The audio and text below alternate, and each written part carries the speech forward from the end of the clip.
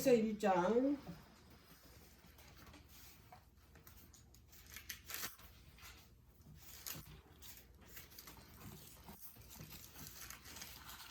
첫 번째 번제는 양과 염소, 소. 이제 두 번째 번제는 그 소나 양이나 소를 드릴 형편이 안 되는 사람이 드릴 번제.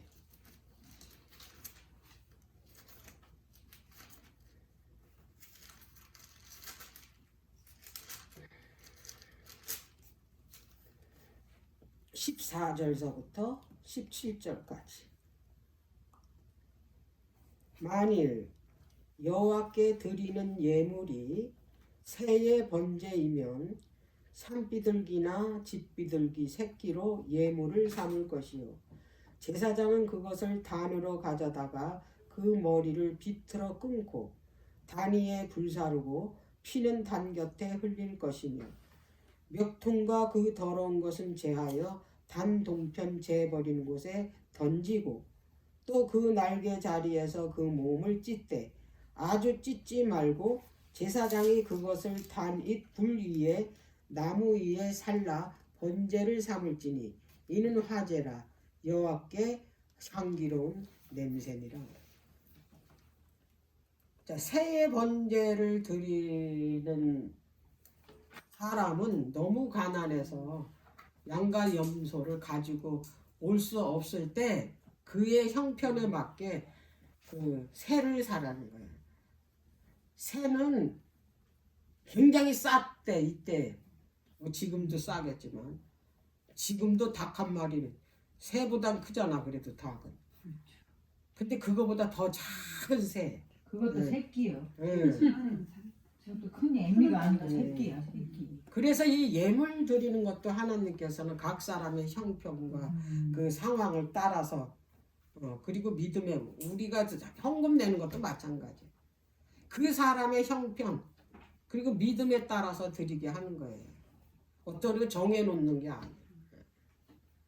자, 그런데 이제 새의 번제를 드리는 순서가 먼저 그 새의 머리를 비틀어서 죽여요.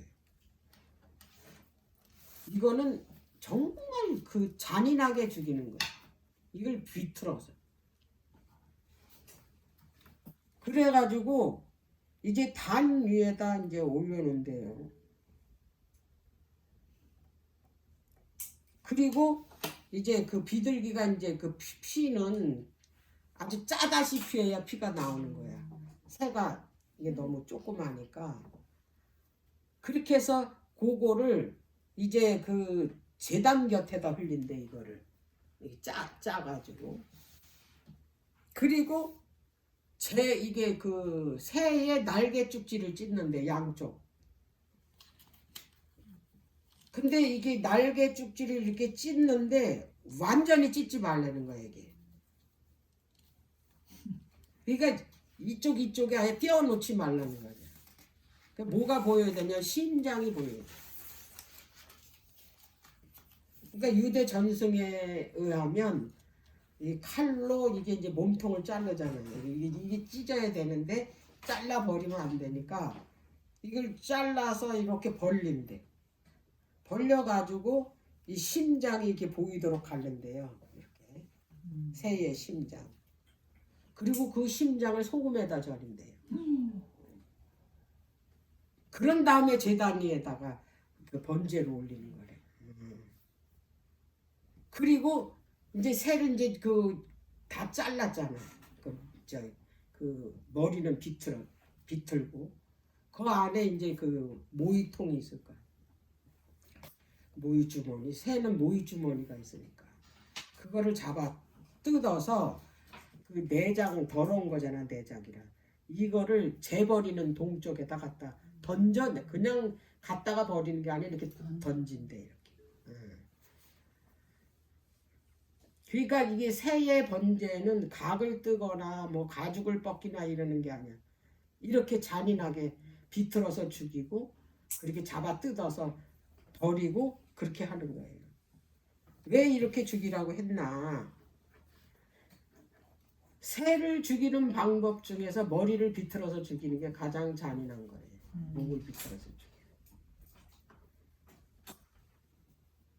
이게 예수님이 당한 그 고통이야. 십자가에서 당하는 거다. 왜 그러냐면 로마 시대 때는 그 죽이는 방법 중에서 가장 잔인한 게 십자가 형들. 예수님이 그런 잔인한 죽음을 형벌을 받았다라는 거를 이 참새가 그 저기 뭐야 동물 중에서 죽일 때 머리 비틀어서 죽이는 게 가장 잔인한 방법이래요.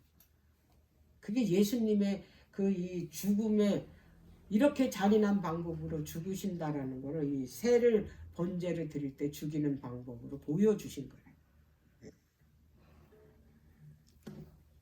십자가 형틀에 달리는 죄인은 가장 흉악한 변제나 십자가 형틀.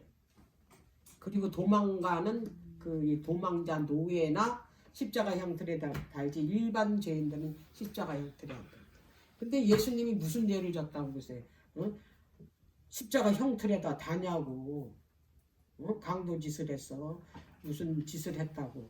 그런 아주 그 가장 잔인한 그 사형 이 형물 틀에다가 다냐고. 그래서 이거를 그 번제 드리는 새의 번제를 드리는 방식에서 이렇게 당할 것을 미리 보여주셨다라는 것을 우리가 알 수가 있습니다. 예수님의 표상인 새의 머리를 비틀어 죽이라는 것은 예수님의 십자가 죽음을 표상하는 거라는 거 알기를 바랍니다. 그런데 이제 여기서 그 염소나 양이나 그 번제물을 드릴 때 하고 피를 그 뭐예요? 뿌리는 방법이 달라요. 소나 양은 그 이 경동맥을 찔러서 피를 그 그릇에다 담아가지고 가서 뿌리잖아요. 근데 새는 뿌리는 게 아니고 흘려. 거기 가서 번제단 옆에다. 이제 이게 그 피가 나오잖아요. 그럼 거기 가서 받을 것도 없어. 흘리는 거야. 그러면은 이 흘리는 것이 어떤 의미가 있냐? 여기에 구속사로. 이거는 뭐냐면 모든 제물은 번제로 드릴 때 다 속죄의 의미로 드려요. 모든 번제 드릴 때. 그런데 예수님도 번제로 드려졌잖아요. 십자가에서. 제물로 죽임을 당하셨다 이 말이에요. 그런데 여기서 십자가에 달려 돌아가시기 전에 이분이 먼저 하신 게 있어요. 응? 이게 피를 흘리는 역할이야. 이게 뭐냐면 먼저 십자가에 달리시기로 하나님께 먼저 어떻게 했어요? 순종을 했다는 거예요.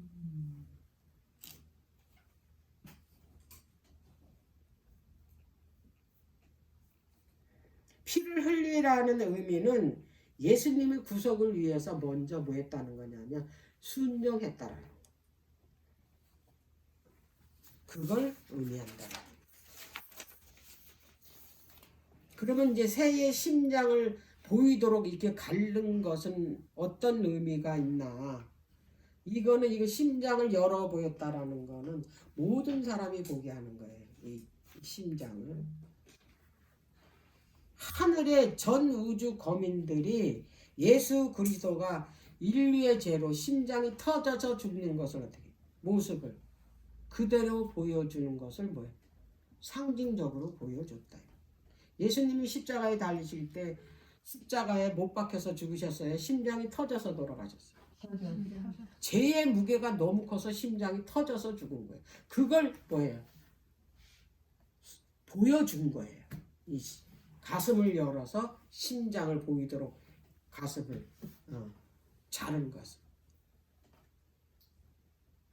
이렇게 새의 죽음은요 아주 처참하게 죽어요. 그러니까 이 새를 번제로 드리는 건 아주 잔인한 그 죽이는 방법으로 새를 죽였잖아요. 그래가지고 번제를 드렸잖아요. 이거는 여기서 그 새를 그 처참한 번제로 드리는 모습이 하나님의 극적인 사랑을 표현한 거예요. 왜냐하면 새의 번제가 곧 뭐를 보여주는 거냐면 예수 그리스도가 가장 처참하게 죽는 그 모습으로 우리 죄를 대신해서 십자가에서 번제로 드려졌기 때문에 그래요. 그렇게 하나님 자신이 인류를 그렇게 얼마나 사랑하셨으면 자기 심장을 열어서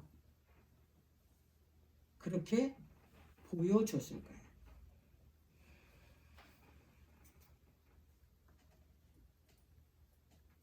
자, 그래서 이제 이 새도 또한 그렇게 한 다음에 그 제단 위에 그 이 불 위에다 완전히 태워서 이제 번제로 드렸을 때 하나님께서 향기로운 냄새로 받으셨다라는 거예요. 그럼 이제 여기서 제물을 태우려면 불이 있어야 될 거 아니에요. 그럼 불은 어디서 가져왔을 것 같아요? 여기 지금 1장의 이 번제는 어디서 불을 가져온 걸까요? 이건 최초의 번제일 거 아니에요.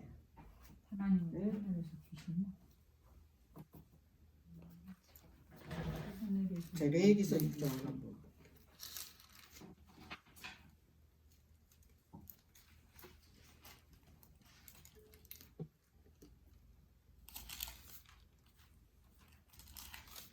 (13절) 불은 끊이지 않고 단위에 피워 꺼지지 않게 하라 그랬잖아요. 6장 13절. 그 다음에 이제 9장을 볼게요. 9장 14절은 아론의 이제 처음으로 제사를 드릴 때. 네. 그러면 이거는 그 성전 짓고 그 봉헌식 할 때 이걸 드렸을 거 아니에요. 지금 이게 연결된 거니까. 이게 따로 그 이 출애굽기 40장에 성막을 다 짓고 그 봉헌하는 그거하고 이게 따로따로가 아니에요. 이건 연결된 거니까. 자, 9장 24절.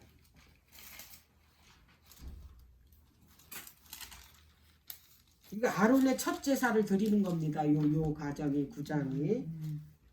자, 제사를 드렸을 때 24절에 불이 여호와 앞에서 나와 단위의 번제물과 기름을 사른지라 온 백성이 이를 보고 소리 지르며 어땠다? 엎드려졌다. 어디서부터 왔어요? 처음에 이 불이 하늘에서 하나님으로부터 온 거예요. 그래서 이 불은 절대로 꺼트리면 안 됐어요. 그래서 이 불을 담는 그릇이 있었어요. 그 여행할 때 광야를 이제 가나안을 향해서 갈 때는 이제 이동을 하잖아요. 그 이동을 하면 이 불을 꺼트리지 말라 그랬으니까 이게 보관하는 용기가 있을 거 아니야. 그래서 그 불씨를 꼭 어떻게 했냐면 꺼트리지 않도록 보관했다라는 거예요. 그래서 이제 성막이 다시 세워지는 곳에 또 그 번제를 드릴 거 아니에요. 그때 꼭 이 불을 갖다가 썼다 이 말이에요. 이 불 가지고 이제 번제물을 태웠다. 근데 첫 번째 이 불은 어디서 나왔냐? 여호와 앞에서 나왔다. 그래서 이게 어디까지? 가나안 들어갈 때까지. 네.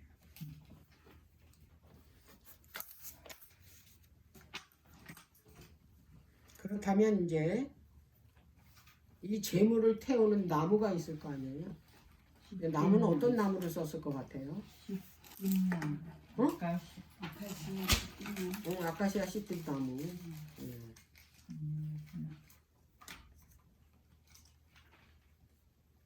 제물을 태우는 나무는 그 포도나무나 감람나무 제하고는 다 썼는데 특별히 그 유대인들은 어떤 나무를 땔감으로 썼냐면 무화과 나무. 왜 무화과 나무를 썼는지 아시겠죠? 무화과 응? 이파리로. 성경의 그 무화과는 어떤 의미냐면 위설이에요. 위설. 그래서 예수님이 그 시장에서 무화과 나무 있는 데 가서 열매를 따먹으려고 보니까 열매가 없는 거예요. 잎만 그냥 무성하게 자라. 그래서 예수님이 그 무화과 잎을 유대인에게 어떻게 했어요? 비유를 들어서 말씀을 하셨죠. 열매는 없고 뭐만 있어요? 잎만. 그들은 형식만 어떻게 해요? 중요시 여기고 그 하나님의 그 진리의 말씀을 순종하는 일에는 어떻게 해요? 전혀 무관심했다는. 그들은 뭐예요? 겉으로 드러나는 해칠한 무덤이라고 그랬잖아. 오죽해. 주로 뭐 하는 거예요? 보여주는 신앙이잖아요. 지금 현재 우리 교회에서도 그런 사람이 많아요. 보여주기식 신앙. 진짜. 네.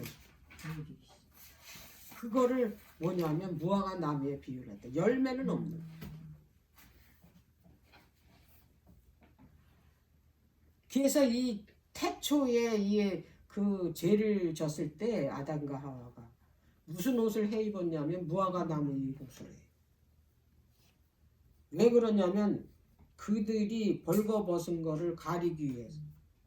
그래서 이 무화과 잎은 뭐를 또 상징하냐면 자기의 의의를 상징하는 거예요. 그래서 그 유대인들은 재물을 태우는 뗄값을 주로 무화과 나무, 자기의 의의를 태우는 거예요.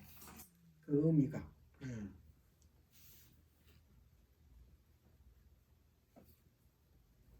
그리고 이제 희생 제물이 다 타면 뭐가 남냐면 잿더미가 남아요.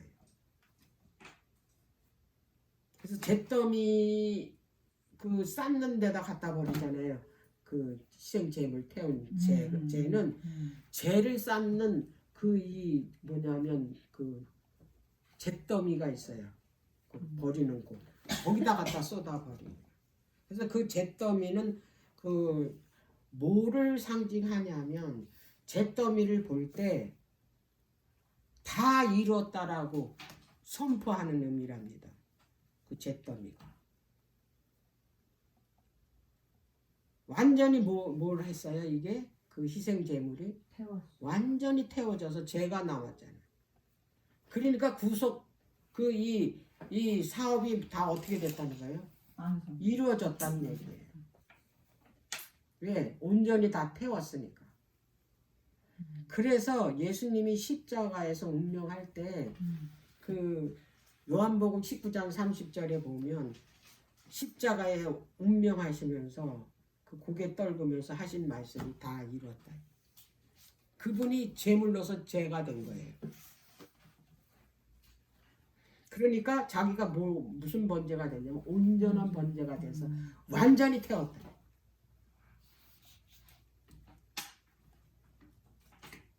그래서 다 이루었다라는 거는 예수님이 다 이뤘다고 말씀하시면서 운명한 거는 구속 사업을 다 이뤘다라는 거예요. 구속 사업.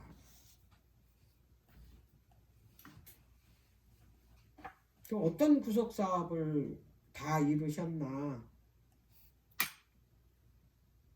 성경에는 다 이뤘다라는 말이 3번 나와요. 그것도 언제? 안식일에. 구속 사업은 안식일과 직결되어 있어요. 그래서 첫 번째는 그 창조 기념일이에요. 그래서 6일 동안 창조를 하나님께서 다 하신 다음에 창세기 2장 1절에 가면 다 이뤘다. 뭘 다 이뤘어요? 여기는 처음 창조 사업이에요. 언제? 안식일. 안식일 해 질 때 오후에.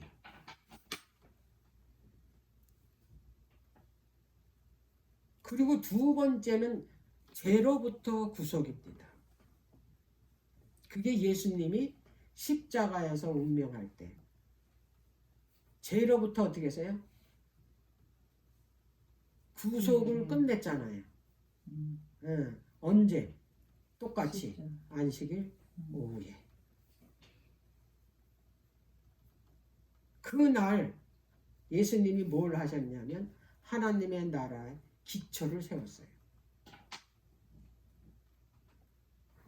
자, 여기에서 이제 모세가 이 안식일에 두 가지 안식일에 대해서 설명을 해놨어요.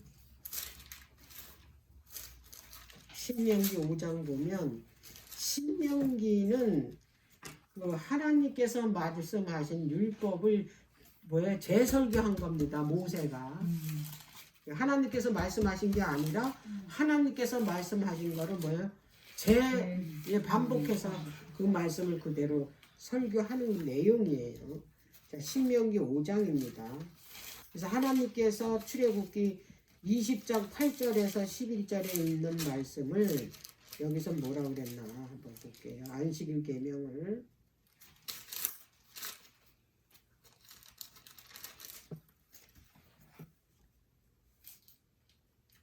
13절 12절부터 여호와 너희 하나님이 내게 명한 대로 안식일을 지켜 거룩하게 하라.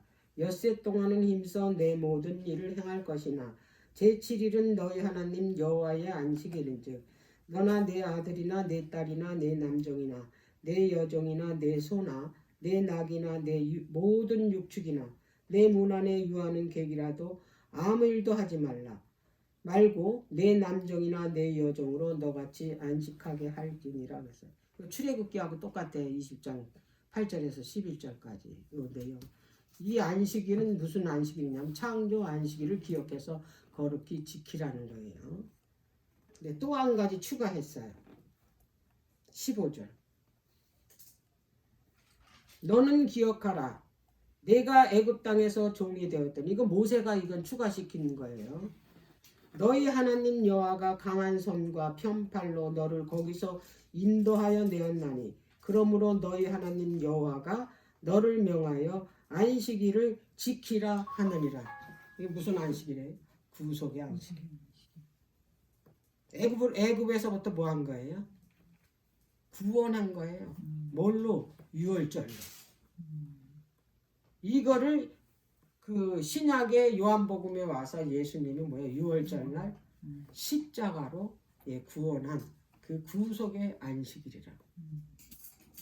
그래서 요거는 모세가 여기다 덧붙인 거예요. 넷째 깨는 창조 안식일, 그 다음에 구속의 안식일. 자, 근데 또 사도 요한이 이제 기록한 안식일이 있습니다. 계시록 21장.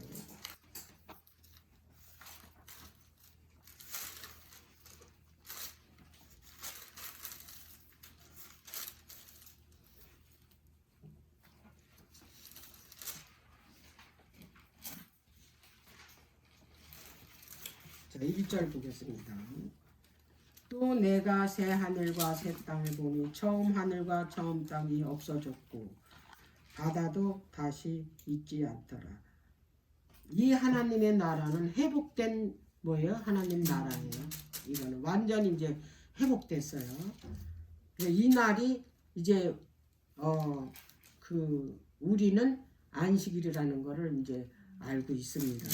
그 계시록 8장 1절에 단시 동안 하늘이 조용했다라는 건 연일 월칙 이 법칙에 의해서 그 예언 개선법에 의해서 반시는 하루는 15일이고 반시는 일주일이니까 그래서 안식일 날 예수님이 이 땅에 재림하시고 안식일 날 하늘에 도착한다는 그런 이야기를 우리가 이제 우리 교회에서 이제 여러 번 배워서 우리가 알고 있어요.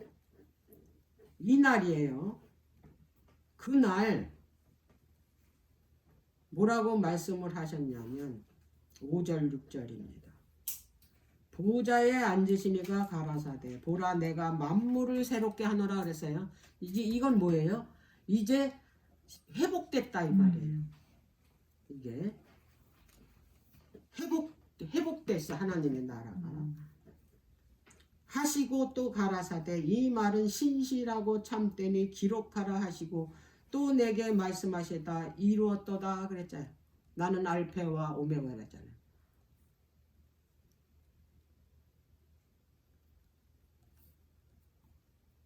처음이요 나중이. 그런 하나님이 다 뭐했다요? 이 하나님의 나라를 이루었다. 이거는 뭐냐면 회복의 안식.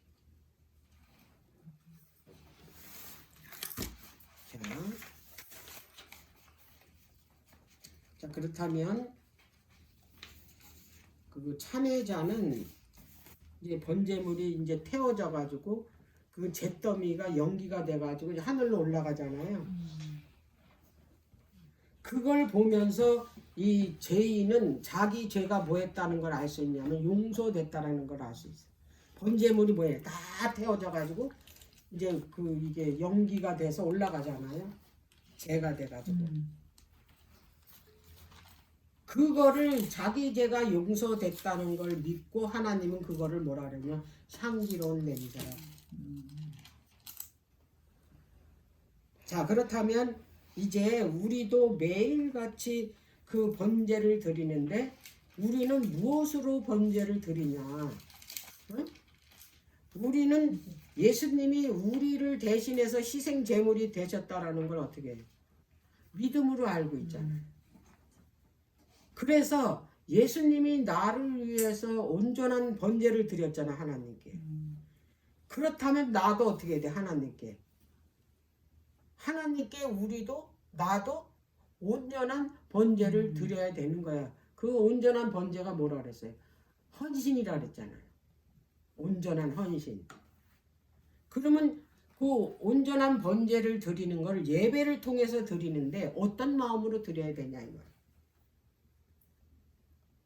번제가 뭐해서 드리는 겁니까? 죽여서 드리는 거죠. 그럼 내가 하나님께 예배를 드리러 갈 때 나를 죽여서 드립니까 예배를? 884. 나를 죽이는 건 내 자아를 죽이는 거잖아요. 나를 죽이는 건 자아를 죽여야 되는데 나를 죽여서 하나님께 예배를 드려야 되는데 나는 전혀 죽이지 않고 어떻게 해요? 나를 드러내는 예배를 드린다 이 말이에요. 그럼 그 예배가 하나님께 감합이 되냐 이 말이에요. 너희 몸을 하나님의 기뻐하는 참 제사로 드리려는데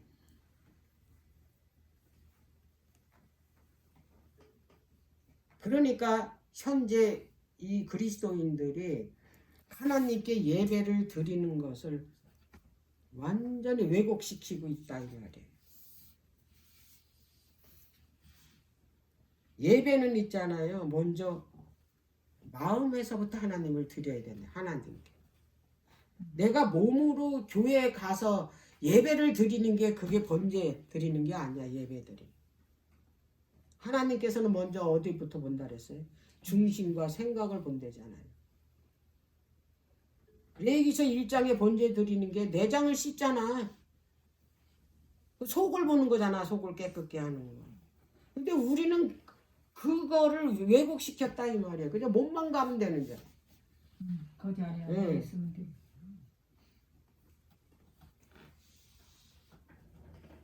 성전에 갈 때는요. 나를 하나님 앞에 드리러 가는 거예요. 근데 우리는 뭐냐면 하나님을 위해서 가는 줄 알아 예배를. 나를 하나님께 드리러 가는 건데 하나님을 위해서 교회 가는 걸로 생각해. 이거를 우리가 잘못 곡해를 하고 있기 때문에 그래서 교회 가가지고 그런 짓들을 하는 거야. 마음은 콩밭에 가 있으면서 안식일날 하나님 앞에 가서 예배만 드리고 오면 그 자기의 의미를 다 했다고 생각을 하고 너무나 뭐예요? 태요. 네, 기뻐한다 이 말이에요. 나 오늘 안식일 잘 지켰다. 하나님께서 번제 드릴 때 그랬잖아요. 간합하도록 드리라. 간합하지 않는 예배는 하나님께서 그거 쓸데 없다고. 음.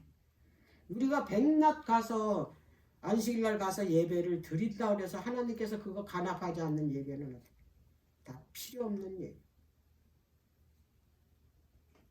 예배는 하나님께서 간합할 때 비로소 뭐가 나타나냐면 하나님의 능력이 나타나고 그곳에 하나님의 축복이 임하는 거예요. 진실로 내가 하나님 앞에 예배를 드렸다면 우리가 일주일 동안 살아나갈 때 하나님께서 계속 함께 하시고 하나님께서 계속 우리에게 뭘 주냐면 능력을 주시고, 그래서 예배를 올바로 드리고 예배를 하나님께서 간합하도록 드리면 우리 삶이 어떻게 해요? 능력이 나타나는 거다 이 말이야. 그래서 이거를 제가 계속해서 주장하는 게 뭐냐면 예배를 하나님께서 간합하도록 드리라는 거예요. 간합하도록 드리는 건 내 뭐예요? 온몸을 다 드리라는 거야. 산 제물로 온 몸과 마음과 혼을 실어서 드리래잖아. 몸만 가지 말고. 오늘 번제는 여기에 뭐가 함께 가냐면 번제와 함께 성령님의 탄식 기도가 들어갑니다. 성령님이 나를 위해서 예배 드릴 때 함께 드려진다라는 거. 그거 잊지 마시기를 바랍니다. 결코 나 혼자 하나님께 기도하는 거 아닙니다.